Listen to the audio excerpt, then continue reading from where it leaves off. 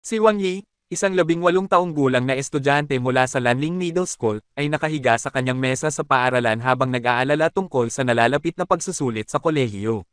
Sa kabila ng kanyang pagiging isang time traveler, wala siyang natatanging kakayahan at tila isa siyang karaniwang tao na may average na buhay. Habang nag-aaral, napansin niya na hindi siya nakakatuon sa mga aralin, kaya't nagpasya siyang tingnan ang isang online post tungkol sa National Planet na may kinalaman sa pagbuo ng mga planeta.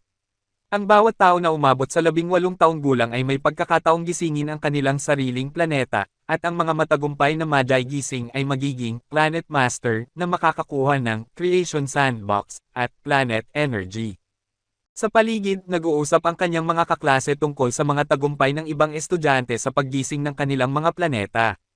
Si Sun Xiaoyo, isang kilalang estudyante, ay nagtagumpay na gisingin ang isang malaking planeta na may diameter na 32 kilometro. Ang mga estudyanteng ito ay puno ng pag-asa at nerbyo sa kanilang sariling mga gising. Habang naghihintay si Wang Yi sa kanyang pagkakataon, mahinahon siyang nagmamasid. Sa wakas, tinawag ang kanyang pangalan, at siya ay handa na sa susunod na hakbang sa kanyang buhay, kung saan malalaman niya ang kanyang kapalaran bilang isang Planet Master o hindi.